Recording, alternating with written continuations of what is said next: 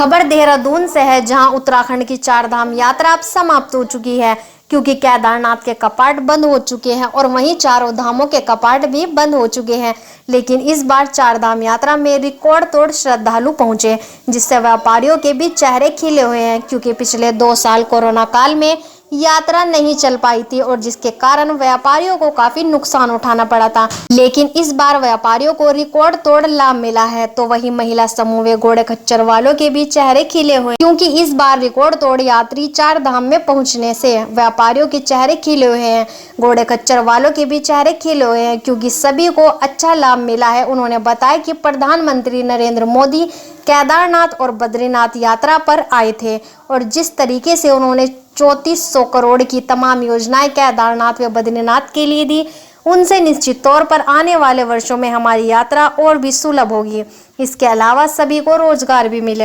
देहरादून से हमारे संवाददाता अभिनव नायक की रिपोर्ट। श्रद्धालु आए और ये एक जितने भी पुराने कीर्तिमान थे, सारे कीर्तिमान ध्वस्त हुए हैं और ये एक सुखद संदेश और सुखद अवसर हमारे प्रदेश के लिए है, क्योंकि आप जानते हैं कि हमारे प्रदेश की आर्थिकी बहुत कुछ चारधाम यात्रा पर निर्भर करती है और पिछले 2 वर्षों में कोविड के कारण यात्रा बहुत बुरी तरीके से प्रभावित रही थी। श्रद्धालु पर्यटक हमारे प्रदेश में नहीं आ पाए थे, लेकिन इस वर्ष ईश्वर की कृपा से कोविड का प्रभाव सीमित होने के कारण और बड़ी संख्या में यात्री आए, श्रद्धालु आए और जो यात्रा व्यवसाय से जुड़े हुए तमाम जो कारोबारी थे, उनके चेहरे जो पहले पिछले 2 वर्षों में निराशा, उदासी और इस तरीके के वातावरण में जी रहे थे, वो इस वर्ष उनके चेहरे खिले हुए नजर आए। बहुत अच्छी तरीके से, जैसे आपने देखा भी होगा, विभिन्न माध्यमों से जो कारोबार को लेकर के जो आंकड़े आ रहे हैं वो उत्साहजनक हैं और हमें उम्मीद है कि आगामी वर्षों में ये जो यात्रा है, चारधाम यात्रा, और बड़े स्तर पर और बहुत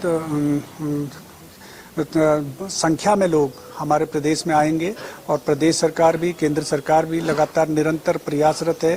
कि जो चारधाम यात्री यहाँ पर आ रहे हैं, पर्यटक आ रहे हैं, श्रद्धालु आ रहे हैं, उनके लिए जो सुविधाएं हैं, यात्री सुविधाएं, उनका विकास हो, उसके लिए निरंतर